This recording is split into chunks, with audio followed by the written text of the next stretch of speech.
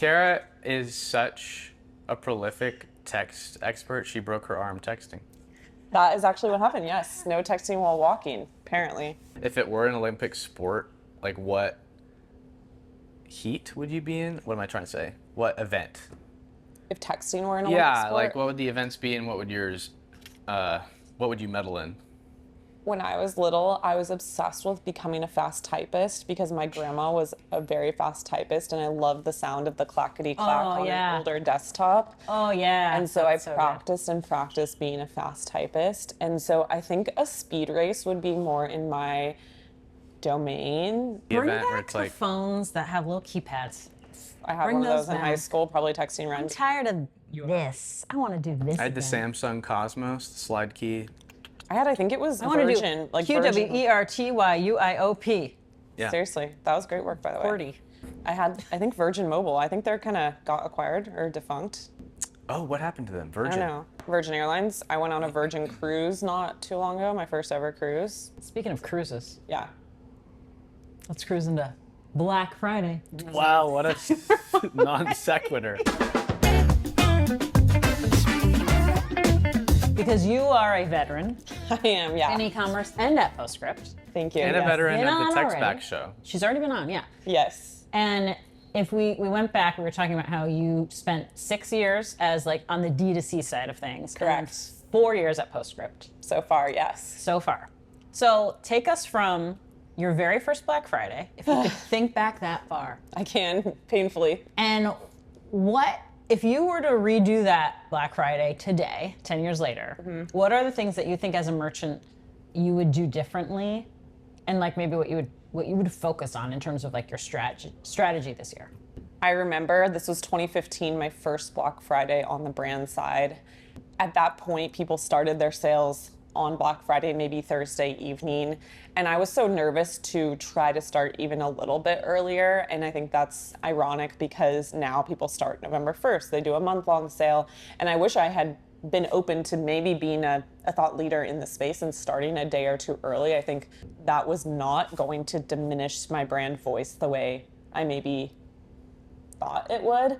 So I would start early. A few reasons for that. One, just more sales, longer time to purchase, but also things like acquisition strategy, Facebook ads, meta ads need time to learn and mature. A second thing I think that comes to mind is I was always flabbergasted at how many people bought multiple times between Black Friday and shipping deadlines. And I think my hypothesis around that is they saw a pretty big sale, they'd been interested in our brand for a while, and they were buying for the first time. Thankfully, they loved the brand, and so while maybe their first intention was to buy something for themselves or for one person, they ended up coming back for second or third purchase. We had a larger SKU count and purchasing gifts for their whole family. We had people who said, I bought one tote bag for each of their 12 grandchildren, things like that, which was always surprising.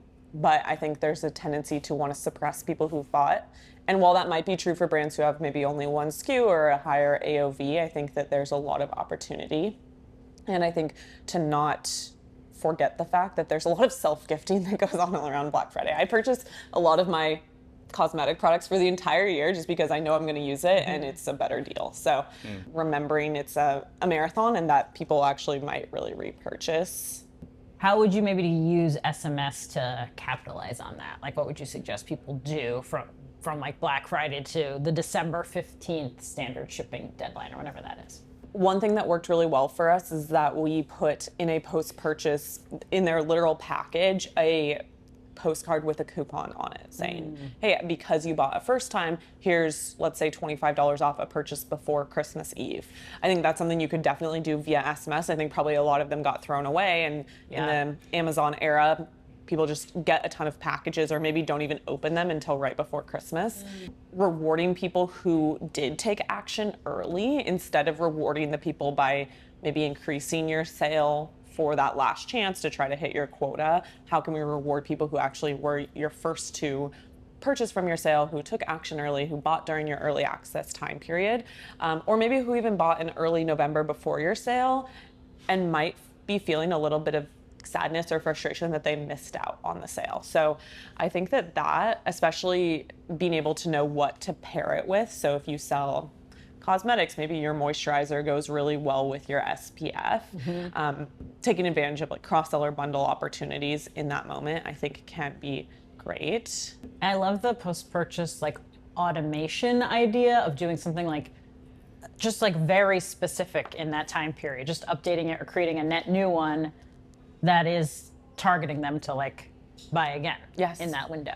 And if you don't have that set up right now, as you're prepping for Black Friday, as we're coming into the fall season, that's the first thing you should set up, because if you turn it on today and your lead time is 30 days, the first text is going to send 30 days from today. And so if you can have something in the pipeline today, even if it's not perfect, then they'll be retargeted right around the holiday season. So maybe somebody tries your product in September, October, they're a prime candidate for a potential replenishment or secondary order when you're having a sale in November, December. One thing that stressed me out so much in 2015 was, are all of these new maybe apps that I'm trying for the first time or new imagery on the website, do they work? Are they good? And so I think one way to combat that is to do some sort of mini sale, maybe end of October, early November, a few weeks before you are planning to start your bigger Black Friday deals, as kind of a mini stress test. Obviously, Shopify and the like are fully capable of handling an increase in traffic volume, but if you want to know, how does your post-purchase work? Is it converting well? A/B testing some pop-ups. I think being able to have some sort of offer that's early to, one, reward people who are ready to start shopping in October. Yeah. It's not me, but also two, then you have a couple of weeks to make some pivots, because I see so many people theoretically that have all these great ideas, and then on Saturday, Sunday, Monday during Black Friday weekend, they're having a panic of they haven't met their goals yet, something's not working, they unexpectedly sold out of a top product. And so I think that can be a great way to kind of do some sampling, do some testing, and also get some sales early from people who are open to starting their shopping sooner. A wealth of knowledge. A wealth of knowledge, lack of healthy wrists, arms, I know. but the brain's intact and it's humming The brain along. works, yeah. The arm, no. So When he started that, I thought he was saying a lack of humility or something really insulting, and I was gonna be like, rude.